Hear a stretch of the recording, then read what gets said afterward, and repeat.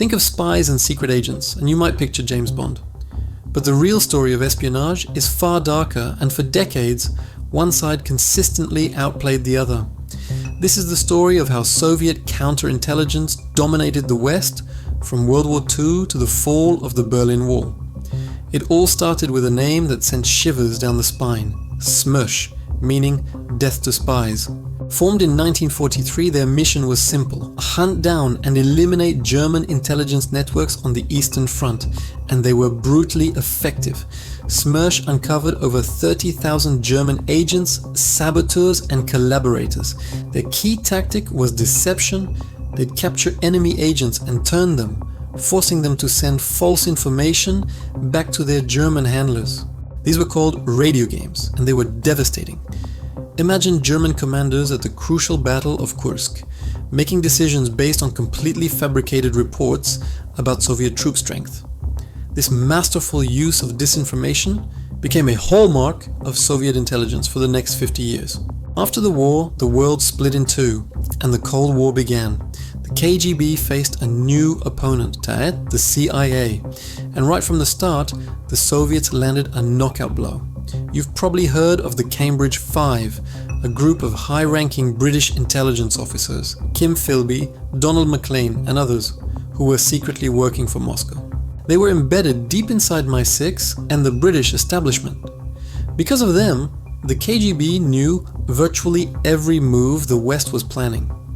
When the CIA tried to parachute agents into Eastern Europe to stir up resistance, their efforts were a complete catastrophe.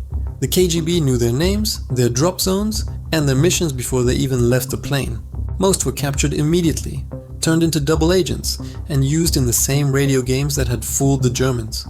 For Western intelligence, it was an unprecedented disaster. This pattern of deep penetration continued for decades. While the CIA was investing in high-tech gadgets and satellites, the KGB was investing in people. They cultivated agents who weren't just in it for the money, but for ideology. They played the long game, patiently waiting years, sometimes decades, for their assets to reach positions of power. This led to some of the most shocking betrayals in modern history.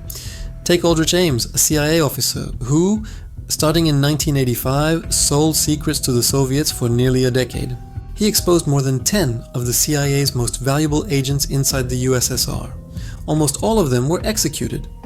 At the same time, an FBI agent named Robert Hansen was also feeding the KGB priceless information about American surveillance methods and counter-espionage operations. For 20 years, the FBI was hunting for a mole, never realizing he was one of their own.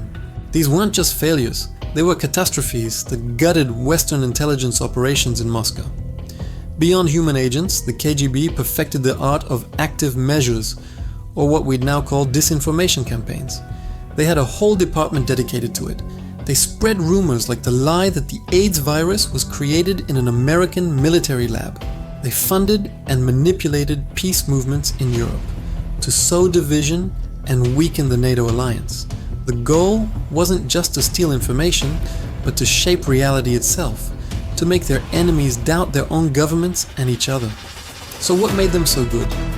The Soviet school of thought was fundamentally different. They believed that people were more important than technology. They focused on long-term infiltration and psychological manipulation. While the West was looking for information, the KGB was seeking control. It's an objective fact that in the shadowy world of counterintelligence, the Soviet Union repeatedly outmaneuvered the West. The West only managed to keep pace thanks to its overwhelming technological and economic advantages. Even after the fall of the USSR, that school of thought, that ruthless and patient approach to intelligence, didn't just disappear. The game has changed, but the players are still there. Thanks for watching. If you found this dive into espionage history fascinating, make sure to like, subscribe, and hit the notification bell for more. See you in the next one.